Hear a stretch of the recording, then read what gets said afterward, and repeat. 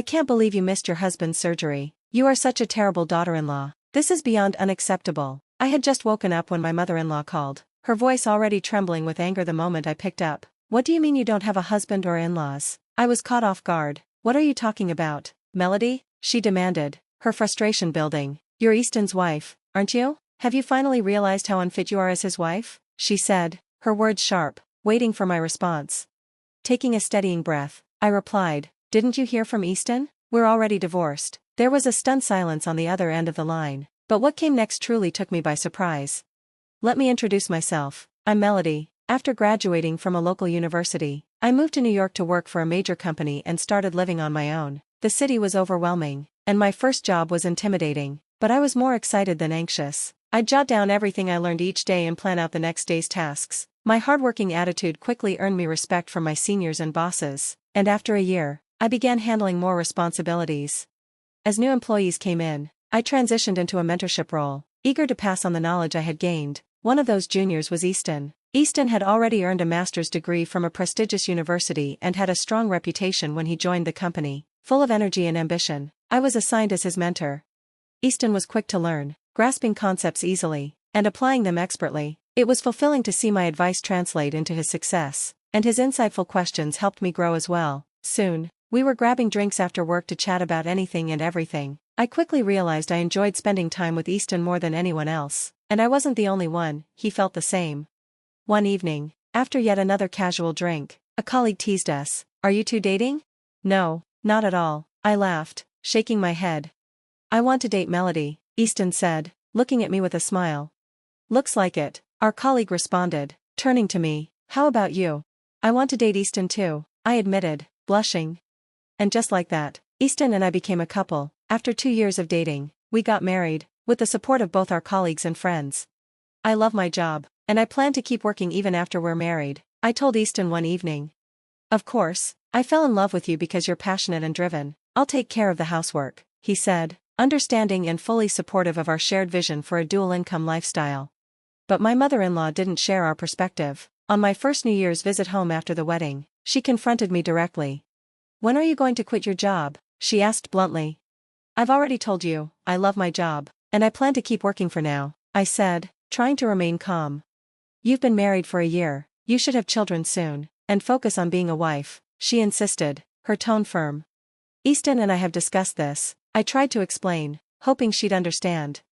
"He's just being kind. It's ridiculous for him to do the housework," she countered, dismissing my response outright.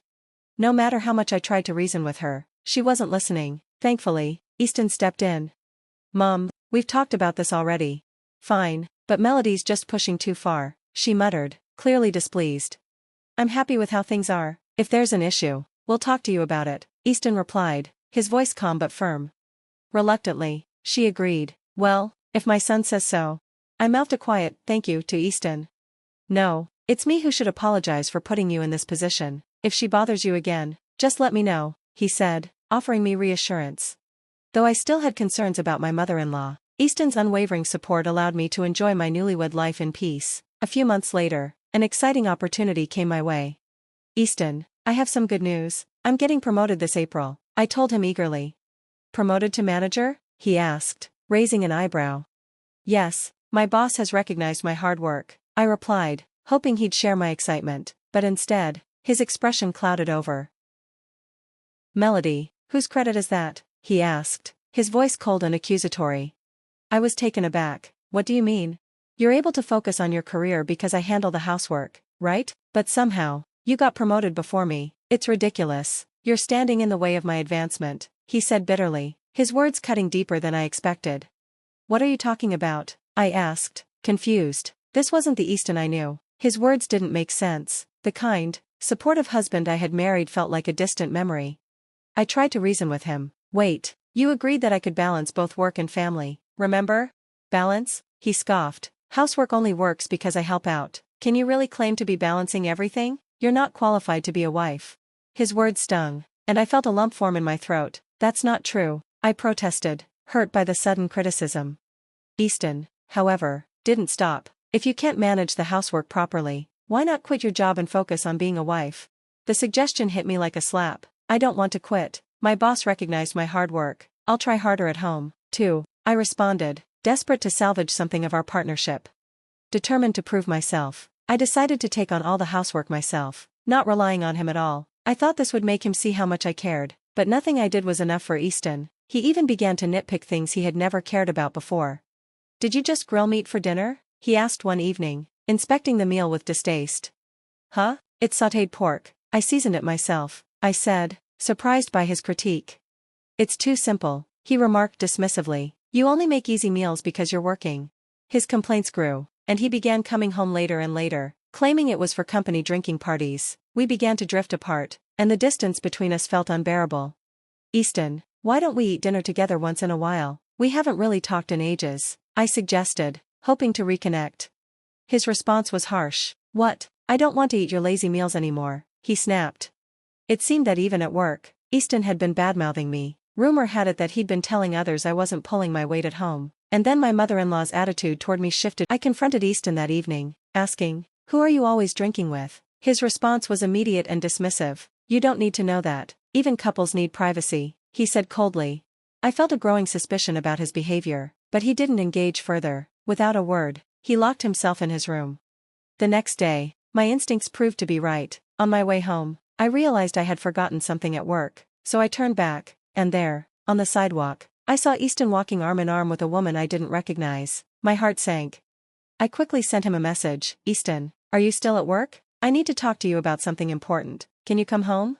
His reply was swift and evasive. "I can't come home. Still working." The lie was obvious. Was he pretending to work while meeting women like this all along?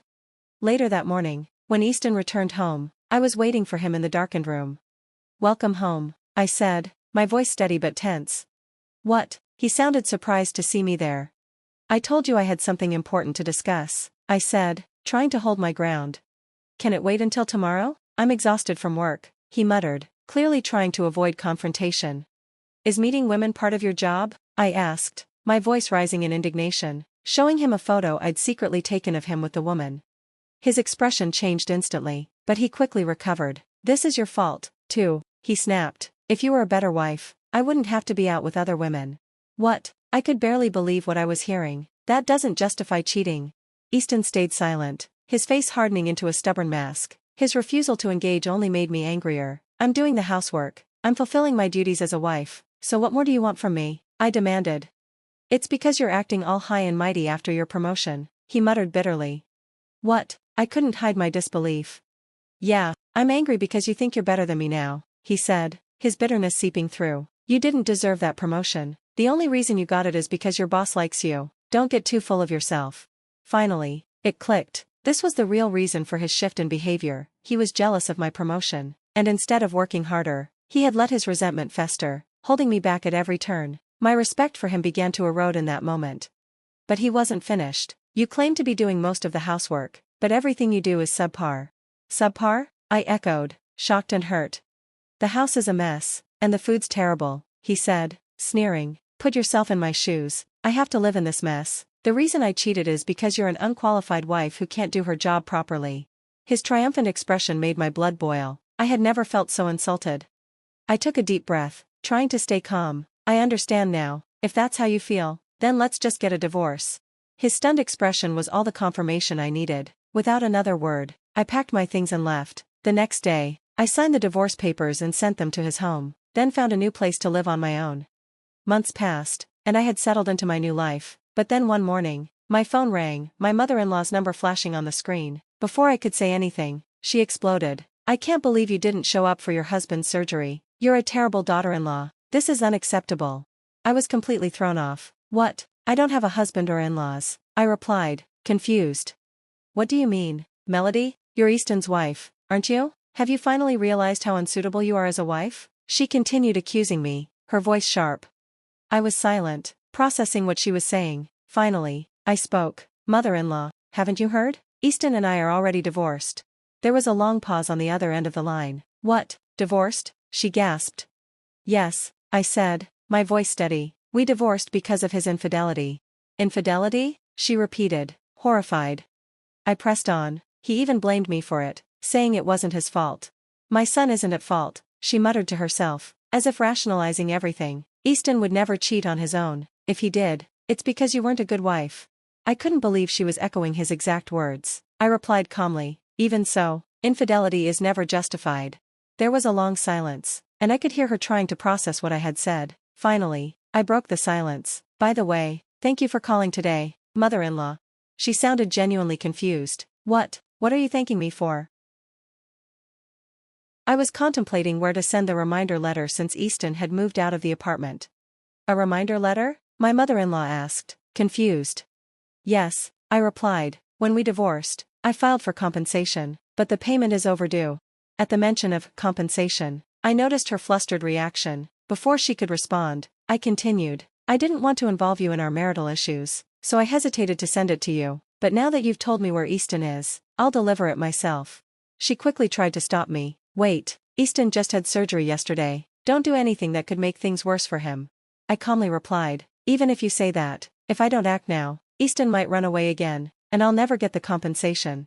Hold on, she pleaded. We have to pay for his surgery right now, and we can't afford to pay both that and the compensation. Easton doesn't have much savings left, so I have to cover his medical bills. I suspected that Easton had drained his savings during his affair, but that was his problem, not mine. I wasn't about to let it stop me from claiming what I was owed. My mother-in-law continued to try to convince me, but I stayed silent, resolute in my decision. Tell me the name and address of the woman he was seeing. Easton will leave you and go back to her, and I'm sure she'll pay some money, she suggested. I shook my head. That's not possible. Why not? She pressed.